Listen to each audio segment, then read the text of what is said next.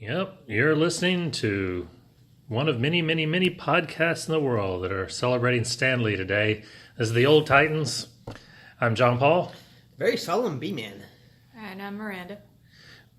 Oh, it was red. Sure, that's fine too. Okay, I can't even make fun of her today. I don't have to make fun of her. This is brutal. It's not making fun. I'm making sure the audience knows who's I'm here. not really on here all that often. Would they even remember me? It's the same thing with the other show that I was on. It's like, do they even remember me? Probably not. They remember, they just don't care. But do you know who they will remember? Who? Stan Lee. Yes, they See how I will. brought that back? Yeah, you Brought it did. right back. You did. You know, Yeah, trying right to keep back. it light, though. You know, because this is not a time to be sad. We're going to be sad, but it is a time to celebrate.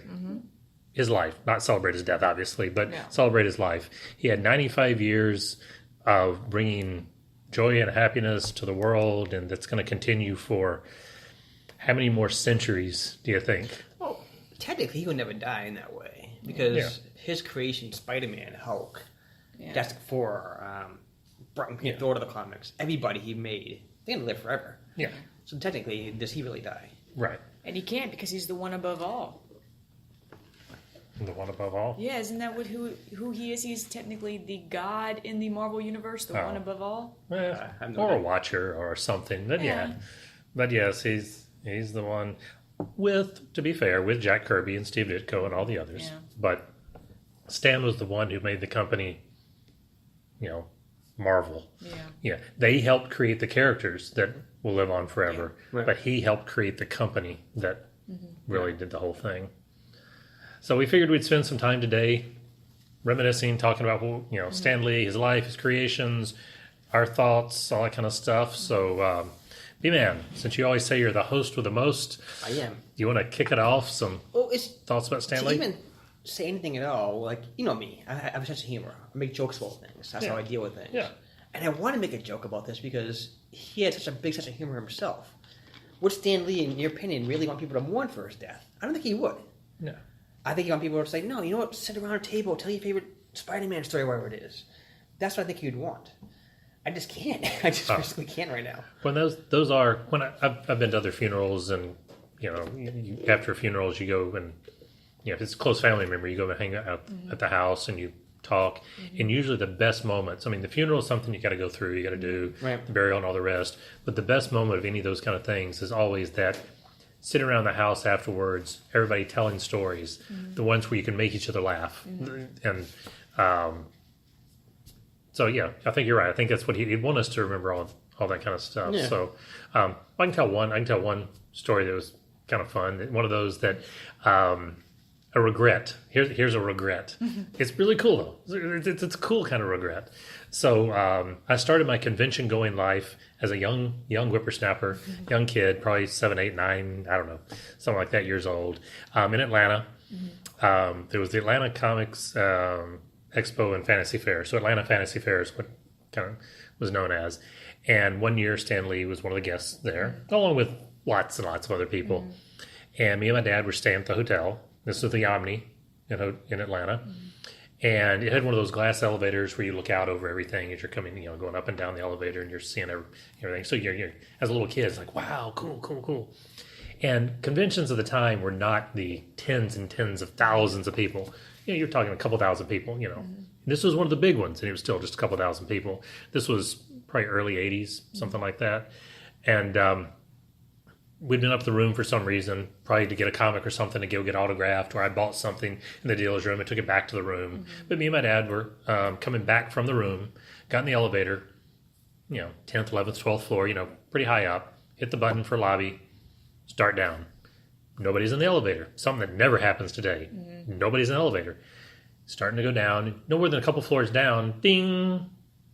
Door opens up, and Stan Lee walks in.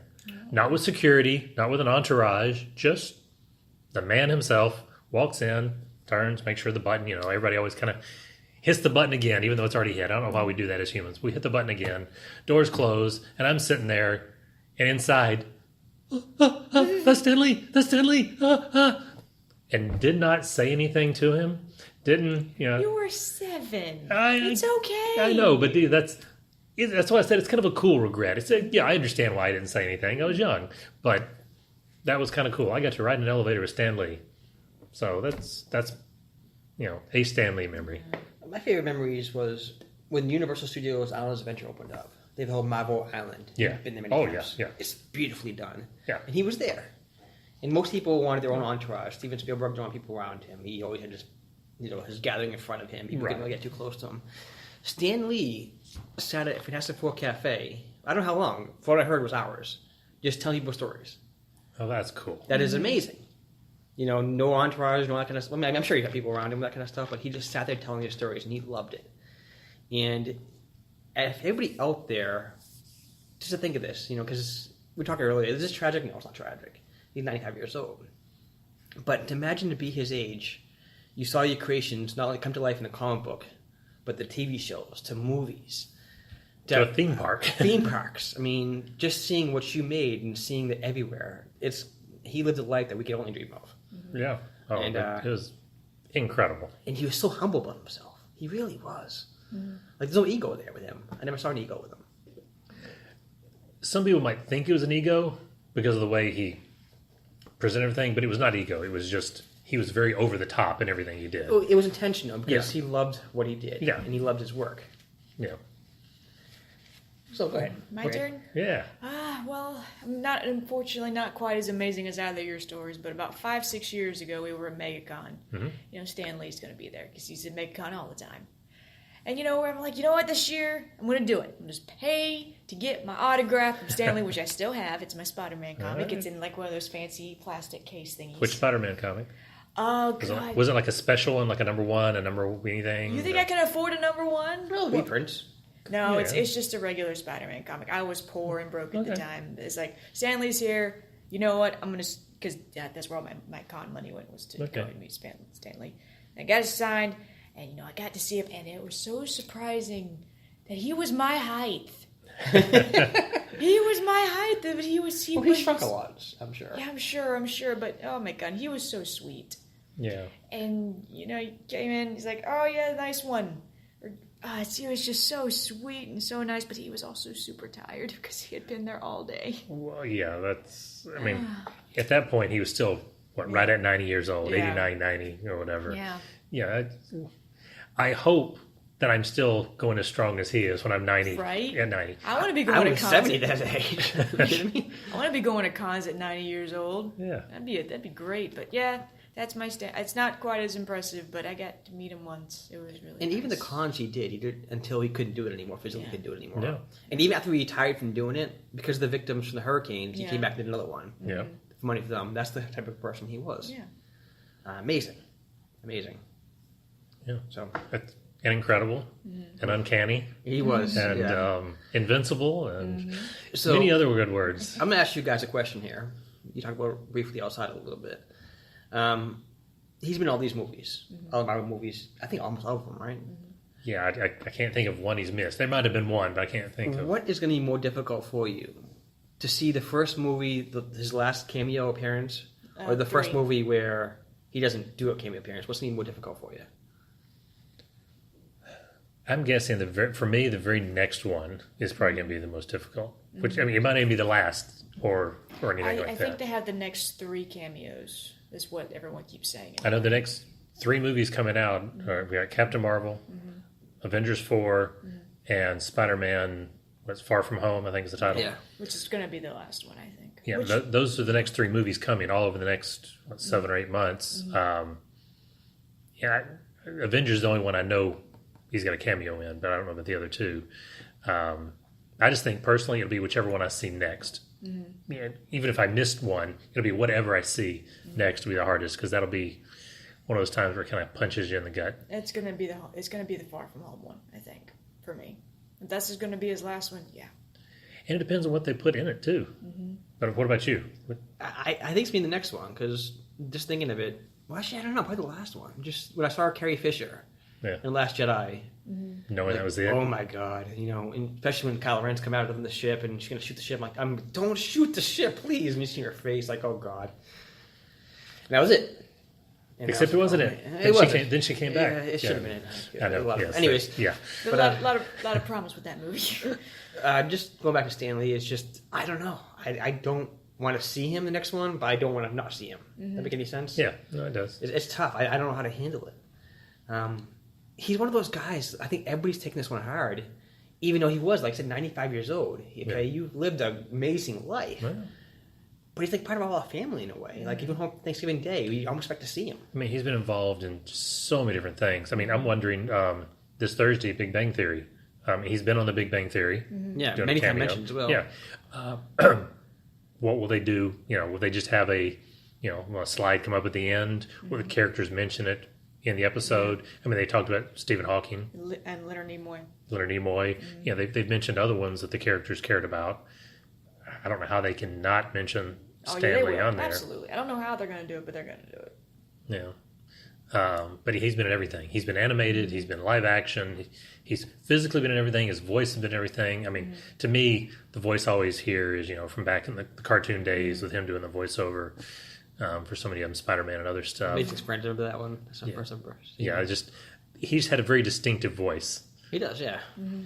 Very jovial voice. And in the video games, he always had appearances in them as well. Something I need to do? What's that? I have to find a time. I want to go back to Universal and ride Spider-Man. We know a guy. We know a guy. We know a guy that gets us in that. But how many different places is he on that ride? 3 or 4. He's in the truck. He's in the truck. He's on the street. The very end of when they capture him, he's in the very end, take pictures.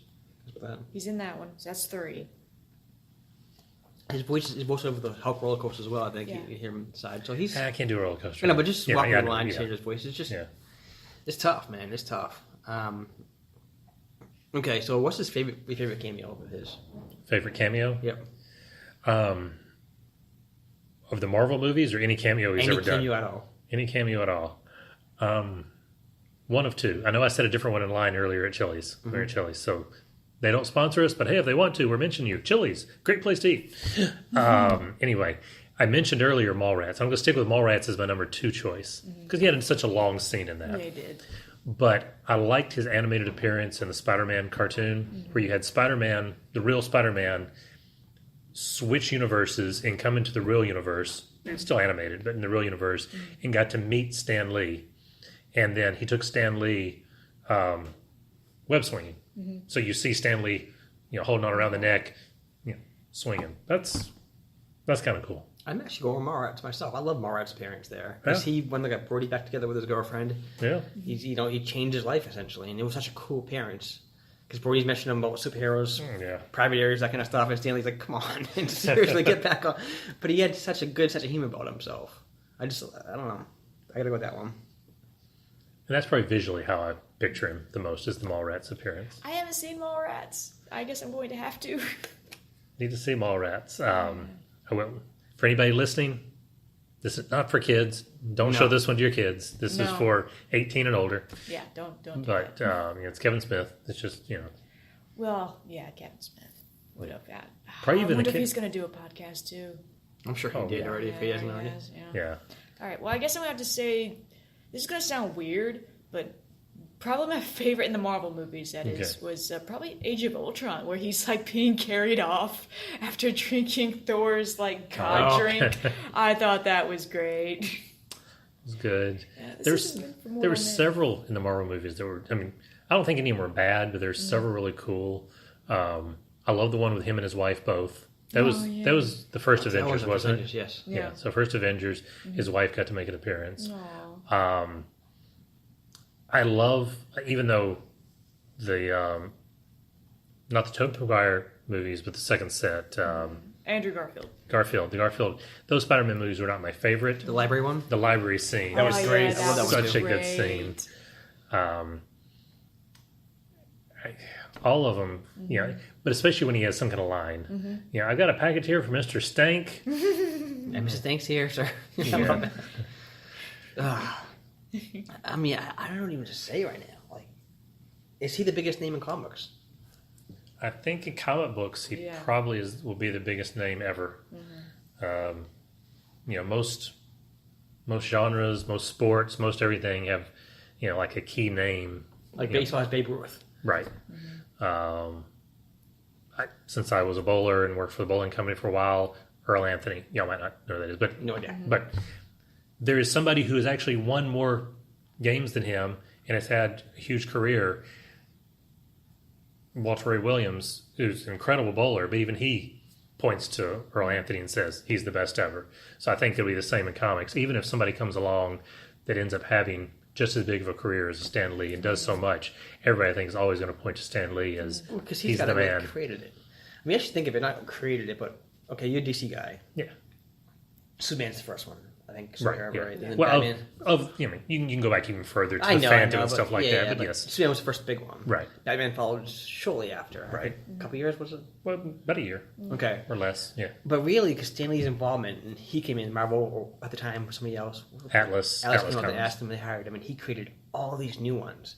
Now, all of a sudden, DC's like, oh, now we need to step their game up. So they stepped their game up. And that's really what pushed comics to where they are right now, I believe. I mean, Yeah. would DC be as big if it wasn't him? You No. know, he never really... I think he The wrote comics- DC comics. He wrote something, didn't he? You did work for DC for a little bit.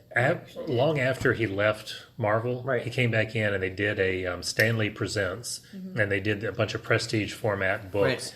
where he reimagined Superman, Wonder Woman, Green Lantern, and so on, and they were one shots. Right. I've got them all. They're very cool. It's not. I would have gotten an actual Marvel comic to get him to autograph if I'd gotten that, but they were kind of neat. And in fact, the Stan Lee on it is even his signature. Stan Lee, presents ... and then That's cool. yeah, but it was kind of cool. I don't know how much he wrote of the story or how much it was him saying, "Ooh, make him this," and then somebody else wrote it. I don't know how much was him doing every word balloon and all the Right, rest. right. But yeah, he did that. But most of his work was all Marvel. But yeah, you're right. The comic book world would not exist, or definitely not exist anywhere near what it is without that guy. I mean, you think all these, like Comic-Con, that exists. MegaCon probably wouldn't exist at all. No, I mean, it really introduced everybody to everything. Like gaming. How many people get into gaming because of the love of comic books, like Yeah. brought into the gaming industry? Yeah. It's just... Yeah, probably the convention circuit. San Diego Comic-Con would not have happened, but there still would have been a convention circuit, but it would have come out of the Star Trek world only, Yeah. and Right. it would have been that. right. And that's okay. We'd had there are Star Trek conventions, which are great, and to many of them, but I think it would have been tied only to that. Yeah. And eventually, hopefully, branched out. Maybe. Maybe. Yeah. But luckily for us, we didn't have to experience a world like that. Yeah. We get to experience one with a little of everything in it. I don't think I want to live in the world of Stan Lee, man. I mean, he changed people's lives. He did. Just everything. All right, so if you look back at all the stuff he created, Okay. let's not worry about get into the 90s with all the rest in sense, but go back to the books he actually created, characters he created. Could be TV shows, could be cartoons, could be movies, whatever. But which character or which book or which whatever is your favorite? Oh, Spider-Man. Spidey. Amazing Fantasy 15 was the first one he wrote that, I Yeah. believe. Yep. He created that, and Spider-Man is really one that really just evolved the best. Because he went there with as you talked about earlier, Clark Kent, Amazing Life. Yeah. He's a reporter, good life. Bruce Wayne, millionaire. Yeah. Barry Allen. I think he was the first Flash. Who was the first Flash? Well, Barry Allen was Yeah. the Silver Age. Yeah, Okay. the Yeah. Silver Age. Because Wally came second. And then introduced Spider-Man, who was a geeky kid who didn't have really any friends, glasses, No money. no money at No all. money. His parents were long dead. His aunts were struggling. Uncle was struggling. His uncle dies Yeah. because of him, in a weird way. Yeah. So really, that was different. It's like, wow, you actually created yourself in a way. Yeah. I mean, he created something that the readers could identify with. Yeah. Even if they were not as poor as Peter Parker. Yeah. Peter Parker was living in a real world, having real world struggles. But even at the time, comic books were pretty much mostly. I think fandom has changed a lot over the years. Where okay, girls play video games now. That's crazy. Back in those days, they didn't. Yeah. Or there were video games back in those days, I guess. But when comic books first came out, they really were for the geeky kids that lived at home. So he really reached out to a lot of those. Yeah. Peter Parker was those kids. The first comics really were aimed at that sort of 7 to 12-year-old boy. Right. That's kind of where it was aimed. What he did for comics was give it the option for, as those kids aged, they could stick with it because they pretty much dropped out once they were past a certain age. Basically, once they discovered girls, Yeah. they stopped reading comics. I mean, Right. as they were turning teenager. Now, yes, it might have still been mainly geeky, boys, but they could grow up with the comics because now the comics were showing life past that. And not to say there weren't girls reading comics and all the rest, but I mean, it's been a slow transition over time. I'm sure if you went back to the mid 60s and went to an average high school or middle school and counted how many people read comics, you can tell me secretly, nobody will know. You still would have had a vast majority boys over girls. But you suddenly, because the characters were growing up, you got to grow up with them. And then DC, basically started doing the same thing. As you got into the 70s, DC's characters started doing the same thing. That's why for a while there you had, Teen Titans and X-Men were two of the best-selling books because they were very similar in style and so on. What about you, character-wise? What character or book or anything else? Who's your favorite stuff? You can say Shipperler if you want to. I think that was his, right? Shipperler was his? Yeah. Oh my god, I don't want to say Spider-Man because that was yours, but honestly, he's pretty up there. That's pretty nice. I don't know, my second, well, probably almost any of the X-Men, because I love what he did with that series. Because he wrote it during a time of a lot of really messed up things going on, and he wanted to create empathy in people, to show that just because someone is different doesn't mean that they're bad. Right. So, honestly, probably any of the X-Men. Professor X. Yeah, I got to go with him. Professor X? When I think of, moral compasses, I think of Charles. Right. And I got a copy of Spider-Man. Hulk's a close second. To him.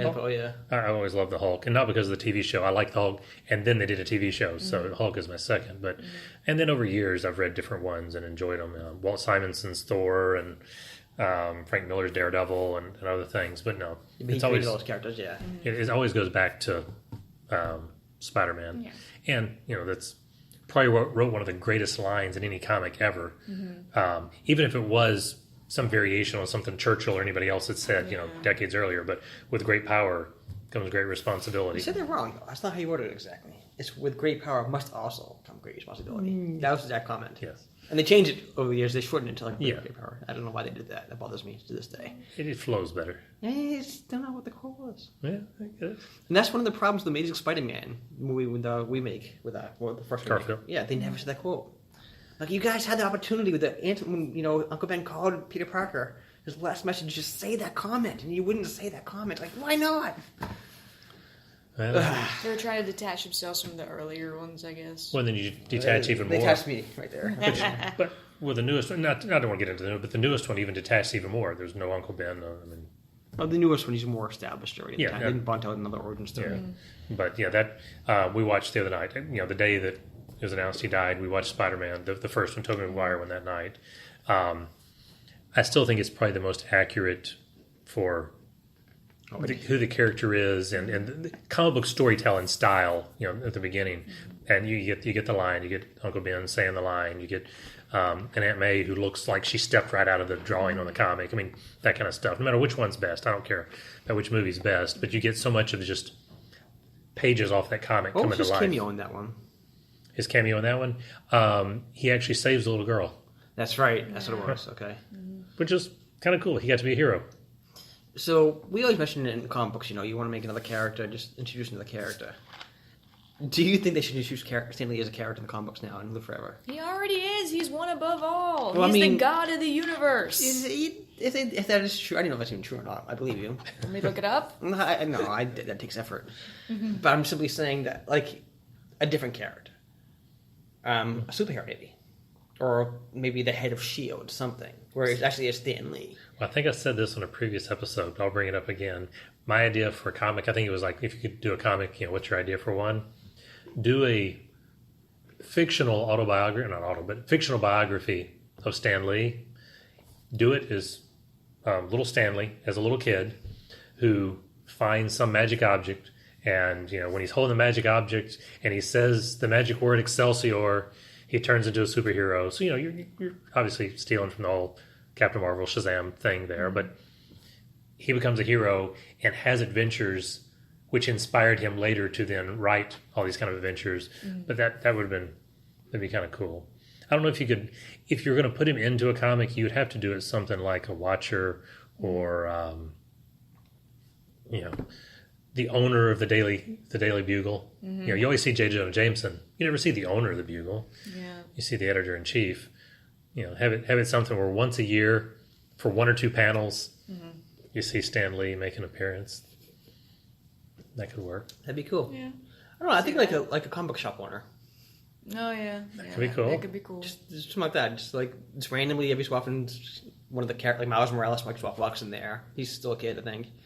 Buy some comic books and Stan Lee is right there though. Some of that'd be kind of cool. Yeah. That would work. So, anyways, it's difficult, man. This is a tough one. This is a tough episode. Red over here, Miranda, reminded me one thing I did want to mention. Talking about the X-Men. X-Men, Black Panther. I think you mentioned Black Panther earlier. Something a lot of people forget, or a lot of people today don't know who are not old-time, fans or geeks or anything, is how much he went against culture and all the rest when he created a lot of those books in the 60s. I mean, yes, there was civil rights movements and all the rest, but the reason they had the civil rights movements because there was, unfair life for a lot of people. Right. And, I mean, X-Men is all about that. I mean, yes, instead of it being about a specific minority, he created a imaginary minority with the mutants, but it was all about metaphors and stuff. It was all absolutely. yeah. And I think that went a long way. I've always talked about how Sesame Street has done a lot throughout my life to help, for our generation and beyond, to get over some of the racism that exists. There's always going to be some that's out there. But if you grew up watching Sesame Street, you grew up watching kids, different genders, different races. They didn't bother pointing that out. They didn't talk about that they were different. They were just friends. Right. They hung out together. They did stuff together. That's just the way life was. We're together.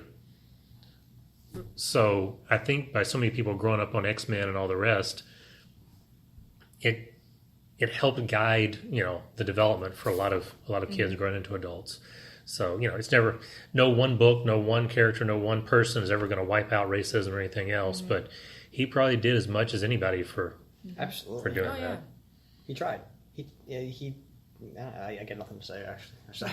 He tried, put it that way. Yeah. And that's all you can do is keep on trying. All right. So any other Stan Lee stories, convention appearances, anything else that you've...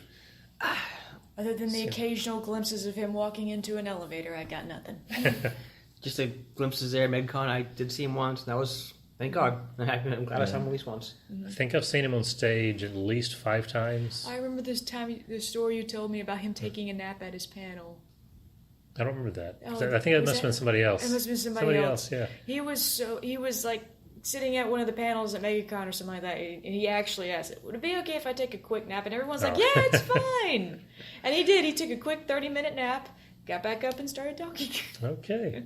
Wow. I did not see that one. That one I did not know about. Okay. Yeah. But yeah, I've seen him at MegaCon probably twice, DragonCon a couple times, Fantasy Fair once. I think I mentioned to you earlier, he bumped into me, walking past me once, rode in the elevator with him. And through all that, never got his autograph. So everybody in this room, he looks his autograph. I'm the only one? That's crazy, and that we're the big comic fans. We can always, take her out. No, you have to find it first. It's in a safety deposit box under an alias. No, I couldn't do that. If I had his autograph, it'd be framed on the wall. I mean, I got other autographs like that at home. Kirk Allen, the first Superman, giant poster from meeting him. Aww. So that, that's... You got Lois on that too. I remember you getting her autograph. Yeah, it was MegaCon. That was years ago. I have an original Shazam that it was a hand drawn from Tim. Oh my gosh, what is his last name? I remember he was one of the original Shazam artists before he became Captain Marvel. I do have to find Michael Turner drawing of A Nottingham somewhere at home. Yeah. So anyways. All right, so looking at the clock on the wall, our time is almost up here. So any last Stan Lee thoughts? Anything else we want to... There's just one thing, John Paul, and you can say it for his final comments of this show, I think. All right. So I'm good. I'm good. You're good? Any last thoughts? I'm good. All right. Well, I'm not going to say it. Only Stan Lee can say it. So for the Old Titans, I'm John Paul. B-Man. Miranda.